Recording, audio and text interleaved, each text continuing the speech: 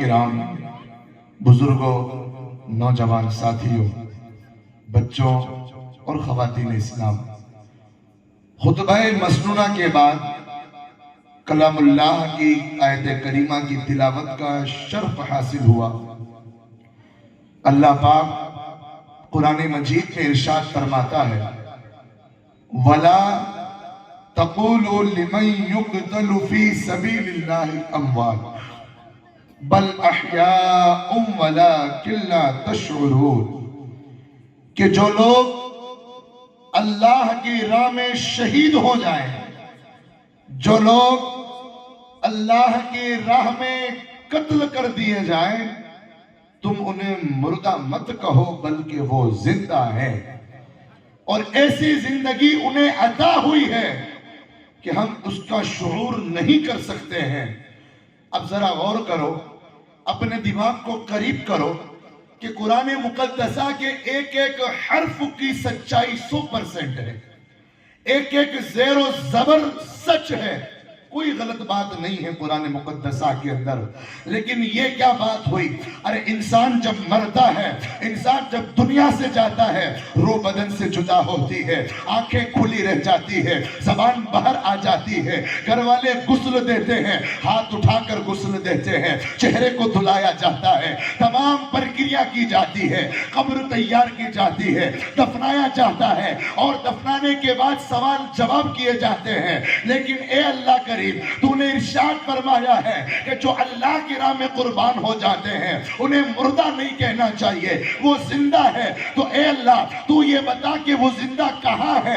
آخر دنیا کے اندر موجود ہے؟ کیا وہ لامکان کے اندر موجود ہے؟ کیا وہ سدرۃ المنتہا پر موجود ہے؟ کیا وہ دنیا کی قبرستان کے اندر موجود ہے؟ اللہ ارشاد فرماتا ہے اے لوگوں، جو اللہ کی راہ میں شہید ہو جاتے ہیں وہ اپنی اپنی قبروں میں تا ابد زندہ ہو جاتے ہیں،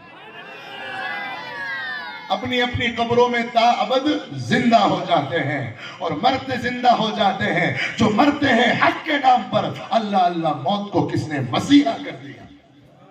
عزیزان ملت اسلامیہ، امام عالی مقام کو سمجھنا ہر کسی کے بس کی بات نہیں ہے، امام حسین کو سمجھنا ہر کسی کے بس کی بات نہیں ہے۔ لوگ بڑی آسانی سے کہتے ہیں کیا امام عالی مقام امام حسین نے جو جنگ کربلا کے اندر کی تھی وہ کرسی کے لیے کی تھی، وہ جو ہے جائیداد کے لیے کی تھی، وہ لوگوں کی خوشی کے لیے کی تھی؟ لیکن اللہ اکبر کبیرہ، اے لوگوں ذرا ذہن کو قریب کرو اور سمجھو امام عالی مقام کی زندگی کو۔ امام عالی مقام کے بارے میں میرے آقا صلی اللہ علیہ وسلم ارشاد فرماتے ہیں الحسین منی وانا من الحسین، حسین مجھ سے ہے اور میں حسین سے ہوں۔ اور ارشاد فرمایا اے مولا، میں حسین سے محبت کرتا ہوں اور تو بھی اس سے محبت کر جو حسین سے محبت کرتا ہے، اور جو دنیا میں حسین سے محبت کرتا ہے اسے جنت کے اندر حسین کے ساتھ داخل فرما دے۔ امام عالی مقام امام حسین کو لوگوں نے بڑی ہلکی چیز لے لی ہے، امام حسین کو بڑا ہلکا سمجھ لیا ہے، کربلا کے واقعات کو بڑے ہلکے میں لے لیا ہے۔ بہت سارے لوگ تو اسے قصے کہانیوں کی نظر میں دیکھتے ہیں کہ کربلا کی جو جنگ تھی وہ قصے اور کہانیوں پر ملتوز ہے۔ نہیں مسلمانوں، یہ تاریخ کا وہ سنہرا باب ہے جو سچائی سے بھرا ہوا ہے، یہ تاریخ کے سنہرے پنوں پر وہ شاہد ہے، وہ گواہی ہے جو امام عالی مقام نے اپنے قربانیاں پیش کی ہے۔ ذرا غور کرو، اپنے دل پر ہاتھ رکھ کے پوچھو، آج ہمارے گھر میں کسی چھوٹے بچے کا انتقال ہو جاتا ہے، کسی جوان کا انتقال ہو جاتا ہے، کسی بڑے کا انتقال ہو جاتا ہے، مہینوں تک گھر میں صدمہ ہوتا ہے، مہینوں تک گھر میں غم کا ماحول ہوتا ہے، مہینوں تک گھر کے اندر جو ہے خوشیاں دور ہو جاتی ہیں، غم آ جاتے ہیں۔ لیکن واہر امام، کربلا کی میدان پر، کربلا کی ریت پر آپ نے وہ امتحان دیا ہے۔ علی اکبر کا لاشا سامنے ہے، صبر کے دامن کو تھامے رکھا۔ علی اصغر کا لاشا سامنے ہے، صبر کے دامن کو تھام کے رکھا۔ حضرت عباس علمبردار کے بازو کٹے ہوئے ہیں، صبر کے دامن کو تھام کے رکھا۔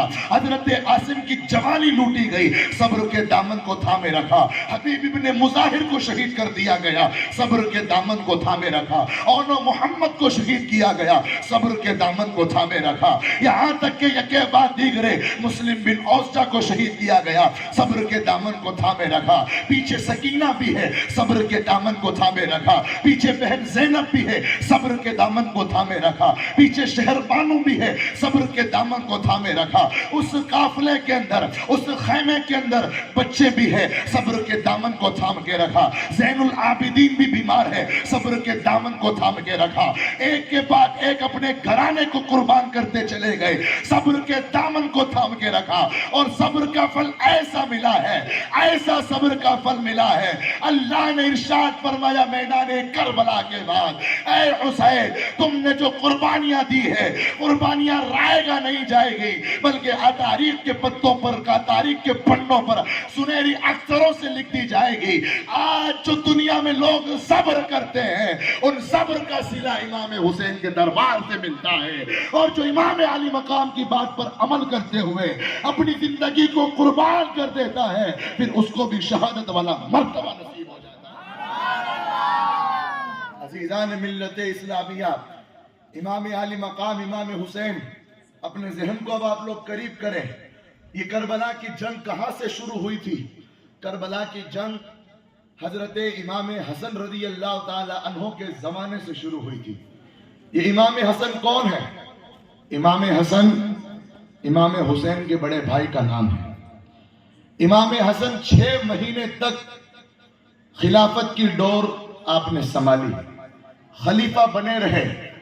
लोगों ने तरह तरह के मंसूबे आपके खिलाफ गढ़ गढ़ के तैयार किए गए और आपके बारे में तरह तरह की बातें होने लगी। तो इमाम हसन रज़ी अल्लाह ताला अन्हो ने खिलाफत से दस्तबरदारी कर ली, कुर्सी को छोड़ दिया। और छोड़ने के बाद खिलाफत का जिम्मा हजरत अमीर मुआविया के सर पर रखा गया और कहा गया कि हजरत अमीर मुआविया को कि जब तक आप जिंदा हैं खिलाफत कीजिएगा, जिस दिन आपके 100 दिन पूरे हो जाएंगे आपकी खिलाफत वापस इन घराने वालों को सौंप देना। हजरत अमीर मुआविया रज़ी अल्लाह ताला अन्हो जब तक जिंदा रहे खिलाफत की भागडोर संभालते रहे। जब आखिरी वक्त करीब आया तो आप बिस्तरे अलालत पर थे, बीमारी की हालत के अंदर थे, आखिरी वक्त चल रहा था। तो हजरत अमीर मुआविया ने अपने बेटे यजीद को बुलाया और कहा कि ए बेटा यजीद, मेरे इंतकाल के बाद मैं तुम्हें 2 वसीयत करके जाता हूं। सबसे पहली वसीयत ये कि जब मेरा इंतकाल हो जाए तो जो मेरे पास खिलाफत है वो इमाम हुसैन के सपुर्द कर देना और देखना कि ये खिलाफत अपने घर की जागीरी नहीं है, ये रसूलुल्लाह के कदमों की धूल है, ये अहले बैत के कदमों की धूल है, उन्हीं का हक है, उन्हें वापस अदा कर देना। और दूसरा आपने ये है यजीद को कहा कि बेटा यजीद, जब अगर वो खिलाफत लेने से इनकार कर दे और तुम खलीफा बन जाओ तो अहले बैत के साथ अच्छा सलूक करना, इमाम हुसैन के साथ भलाई करना, अदब व एहतराम का पूरा पूरा ख्याल रखना। यजीद ने अपने दिल में सोचा एक बार आप मरो तो सही, उसके बाद देखा जाएगा। हजरत अमीर मुआविया की इधर आंखें बंद हुई, यजीद तख्त पर पहुंच गया, तख्त पर बैठ गया और बैठने के बाद अपने हमराइयों से कहा कि ए हमराइयों बताओ क्या करना चाहिए। तो लोगों ने कहा कि ए यजीद, सबसे पहले अब्दुल्ला बिन जुबैर और इमाम हुसैन की आप बैत लीजिए, ये दोनों अगर बैत कर लेंगे तो पूरे मुसलमान आपके हाथ पर बैत करने को तैयार हो जाएंगे, तमाम लोग आपके गुलाम बनने को तैयार हो जाएंगे। इमाम हुसैन को गवर्नर ऑफिस के अंदर बुलाया गया। आज अगर दरगाह ऑफिस के अंदर से किसी का बुलावा आ जाए तो कैसे सज धज के आदमी तैयार होके जाता है कि लगता है कि मुझे खिदमत करने का मौका मिलने वाला है, लगता है मुझे साफ सफाई का मौका मिलने वाला है, लगता है मुझे चादर पेश करने का मौका मिलने वाला है, लगता है मुझे फूल पेश करने का मौका मिलने वाला है, लगता है मुझे मदद जो है दरगाह शरीफ के जो है जो अंदर चांदी लगी हुई है उसको साफ करने का मुझे मौका मिलने वाला है। जब हमारे दरगाह ऑफिस से हमें ऑर्डर आता है या हमारे पुलिस स्टेशन से हमको बुलाया जाता है, नए कपड़े पहनकर, नई टोपी पहनकर, अच्छी खुशबू लगाकर हम वहां पहुंचने की कोशिश करते हैं। इमाम अली मकाम को जब गवर्नर ऑफिस के अंदर बुलाया गया, बुलाने के बाद कहा गया कि ए हुसैन, यजीद तख्त नशी हो चुका है। ए इमाम अली मकाम, यजीद یزید تخت نشی ہو چکا ہے، اب ہم یہ چاہتے ہیں کہ آپ عبداللہ بن زبیر کے ساتھ آپ یزید کے ہاتھوں پر بیعت کر لیجئے۔ امام عالی مقام نے فرمایا میں ایسے زانی کے ہاتھ پر بیعت نہیں کر سکتا ہوں، میں بے نمازی کے ہاتھوں بیعت نہیں کر سکتا ہوں، میں ایسے گنہگار کے ہاتھوں بیعت نہیں کر سکتا ہوں۔ ارے یزید وہ ہے جو مسجد نبوی کے اندر گھوڑے بنواتا ہے، یزید وہ ہے جو مسجدوں کی پامالی کرتا ہے، یزید وہ ہے جو عورتوں کے ساتھ ظلم و ستم کرتا ہے، یزید وہ ہے جو عورتوں کے ساتھ بے حیائیاں کرتا ہے، یزید وہ ہے جو شراب کو عام کرتا ہے، اور یزید وہ ہے جو نمازوں کو پابندی نہیں کرتا ہے، یزید وہ ہے جو اذانوں کو مٹاتا ہے، یزید وہ ہے جو نمازوں کو ختم کرتا ہے۔ ارے دنیا والوں سنو، یزید وہ ہے جو ظلم کے پرچم کو بلند کرتا ہے، لیکن حسین وہ ہے جو یزید کے پرچم کے نام و نشان کو مٹا دیتا ہے۔ جہاں یزید ظلم کرتا ہے حسین صبر کرتا ہے، تو ظلم ہار جاتا ہے، حسین کا صبر جیت جاتا ہے۔ عزیزان ملت اسلامیہ، یزید نے جب یہ بات کی کہ آپ جو ہے، یزید نے جب یہ بات کی کہ آپ ہاتھ پر بیعت کر لیجئے، اور اگر نہیں کیا تو آپ کے ساتھ سلوک جو ہے بد سے برا کیا جائے گا، امام عالی مقام نے فرمایا تمہیں جو کرنا ہو کرو، میں یزید کے ہاتھوں بیعت نہیں کر سکتا ہوں۔ یہی بات پوری ہوئی، اور پوری ہونے کے بعد یزید تخت نشی ہو گیا، اور تخت نشی ہونے کے بعد یزید نے طرح طرح کے پیچرے اٹکے۔ جب گورنر آفس کے اندر جب یہ بات ہو رہی تھی تو امام عالی مقام نے صاف منع فرمایا کہ میں یزید کے ہاتھوں بیعت نہیں کر سکتا ہوں۔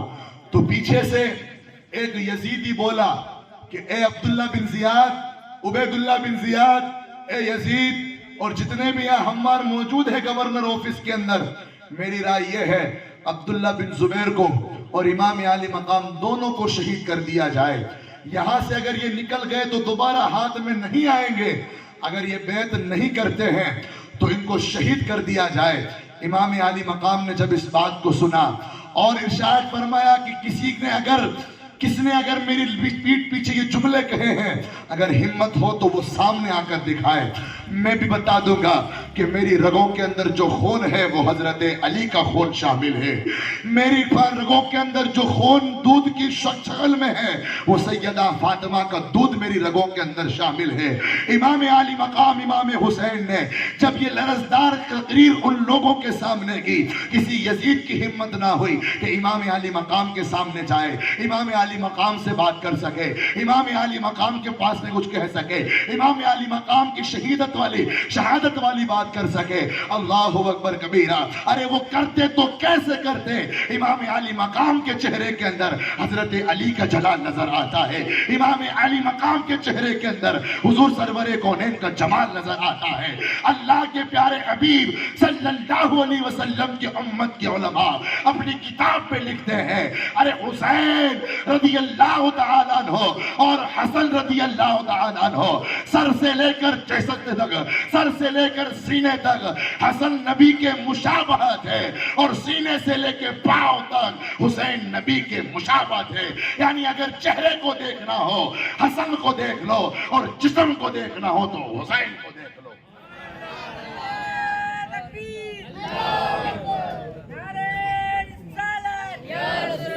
عزیزان ملت اسلامیہ، یہ امام عالی مقام امام حسین کو سمجھنا ہر کسی کے بس کی بات نہیں ہے۔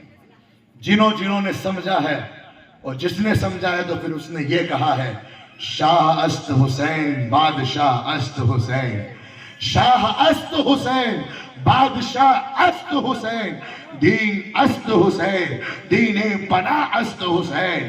مطلب یہ ہے کہ بادشاہ بھی حسین ہے، سلطان بھی حسین ہے، ارے دین بھی حسین ہے، دین کی پناہ بھی حسین ہے۔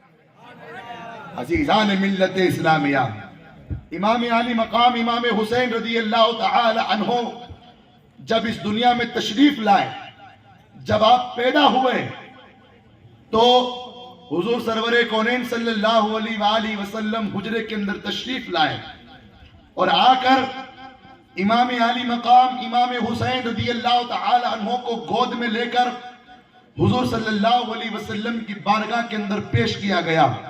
میرے آقا صلی اللہ علیہ وآلہ وسلم نے ان کو گلے سے لگایا، ان کو سینے سے لگایا، لگانے کے بعد ان کی پیشانی کو چوما، اور پیشانی کو چومنے کے بعد ان کے گلے کو بوسہ دیا، اور ان کے جسم کو دیکھ کر، ان کے چہرے کو دیکھ کر آپ کے آنکھوں سے اشک جاری ہوئے۔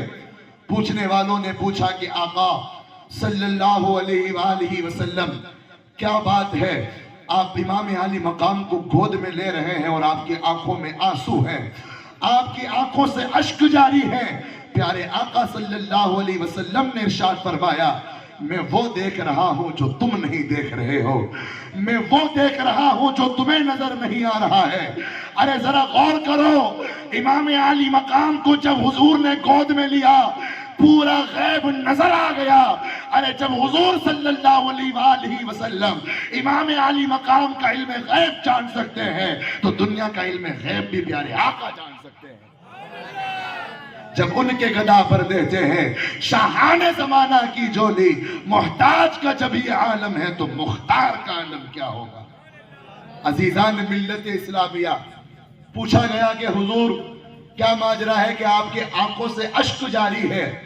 پیارے آقا نے ارشاد فرمایا کہ یہ میرا حسین، میرا بیٹا، میرا لخت جگر ہے، اور اس لخت جگر کو، میرے نور نظر کو میری امت کے لوگ بے دردی کے ساتھ شہید کر دیں گے۔ اللہ اکبر کبیرہ۔ یہ بات سنی، اس وقت حضرت علی بھی موجود تھے، سیدہ فاطمہ بھی موجود تھی۔ کسی نے یہ نہیں کہا کہ حضور امام حسین کے ساتھ ایسا ایسا سلوک کیا جائے گا، ظلم و ستم کے پہاڑ توڑے جائیں گے۔ آپ اللہ کی بارگاہ میں دعا کیجئے یہ مشکل ٹل جائے، کربلا کا میدان ٹل جائے، ظلم و ستم کے پہاڑ ٹل جائے۔ لیکن اللہ کے رسول سے کسی نے یہ بات نہیں کی۔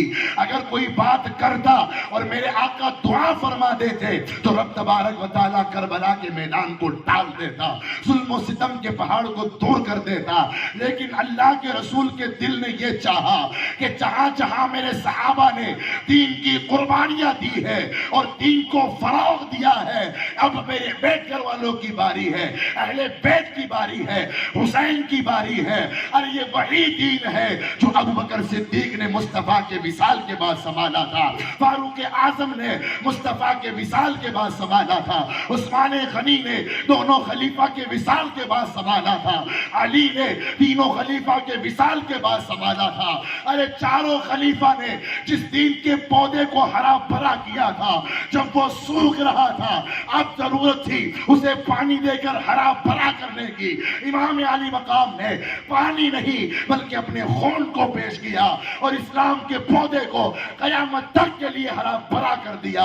اسی لیے تو شاعر نے کہا ہے، اسلام کی فطرت میں قدرت نے لچک دی ہے، تم اسے جتنا دباؤ گے یہ اتنا ابھرتا چلا جائے گا۔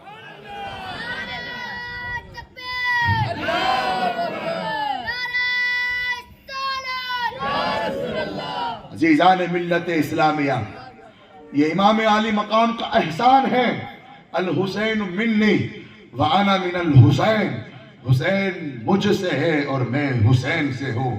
اور آقا اعلیٰ حضرت کے شہزادے تاج الشریعہ فرماتے ہیں، زندگی یہ نہیں ہے کسی کے لیے، زندگی یہ نہیں ہے کسی کے لیے، زندگی ہے نبی کی نبی کے لیے، نہ سمجھ مرتے ہیں زندگی کے لیے، جینا مرنا ہے سب کچھ نبی کے لیے۔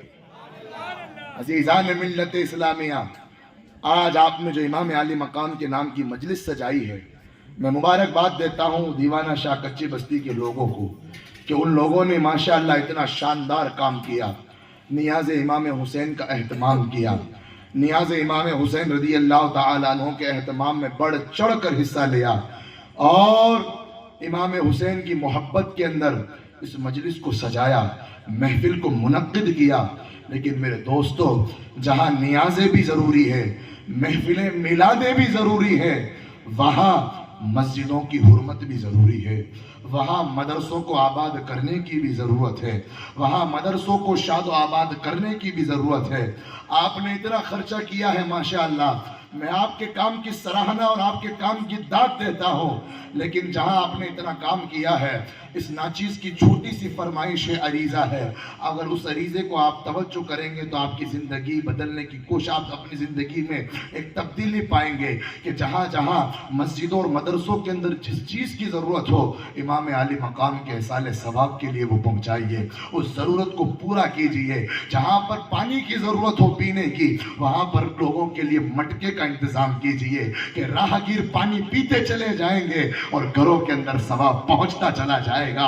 ارے ہماری کیا اوقات ہے جو ہم امام عالی مقام کی بارگاہ کے اندر ثواب دے سکے، احصال ثواب کر سکے، یہ تو ہماری خوش نصیبی ہے۔ ہم جتنا احصال ثواب امام عالی مقام کے لیے کریں گے، ہمارے گھروں کے اندر اتنی برکتیں ہوتی چلی جائے گی۔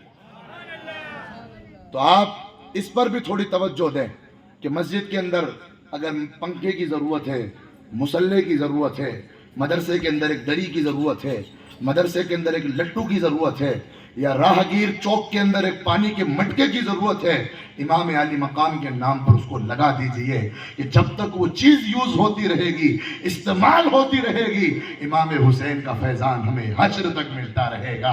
آج جو کچی بستی کے نوجوانوں نے یہ علم کو لگا کے بتایا ہے کہ جب جب امام عالی مقام کا علم لہراتا رہے گا، مسلمانوں کے دلوں میں امام حسین کی محبت لرزتی رہے گی، محبت بڑھتی چلی جائے گی۔ اس لیے میرے پیاروں، میرے عزیزوں، امام عالی مقام نے کربلا کے میدان سے درس دیا ہے، لوگوں کیسا بھی حال رہے نمازوں کی پابندی کرنا، نمازوں کو مت چھوڑنا۔ آج مسلمان جو ہے کس دنیا کے کس گوشے میں، دنیا کے کس حصے میں جا کر جی رہا ہے کہ نمازوں کی فکر نہیں ہے، اسے اپنوں کی فکر نہیں ہے، اسے جو ہے اچھے کاموں کی فکر نہیں ہے، اسے اپنے پرائیوں کی فکر نہیں ہے، پڑوسیوں کا خیال نہیں ہے، رشتہ داروں کا خیال نہیں ہے، راہگیروں کا خیال نہیں ہے۔ اے میرے معزز سامعین کرام، اللہ کے رسول صلی اللہ علیہ وسلم کی اس نواسے نے کربلا کے میدان سے ہمیں یہ پیغام دیا ہے، چاہے کچھ بھی ہو جائے، اسلام کی عظمت پر جب بات آئے، اپنے گھروں کو قربان کرنا پڑے تو کر دینا، اپنی جان کو قربان کرنا پڑے تو کر دینا۔ آج تم جان دنیا کے اندر قربان کرو گے، میدان محشر کے اندر تمہاری عزتیں اور بڑھتی چلی جائے گی۔ اللہ تعالیٰ سے دعا ہے کہ اللہ تبارک و تعالیٰ ہمیں ان تمام باتوں پر عمل کی توفیق عطا فرمائے۔ میں معافی چاہوں گا کہ مجھے پھر آگے کی پروگرام کے لیے نکلنا ہے۔ اللہ تعالیٰ ہماری اس مجلس کو، اس محفل امام حسین کو مکمل مقبول عطا فرمائے۔ وما علینا الا البلاغ۔ السلام علیکم ورحمۃ اللہ وبرکاتہ۔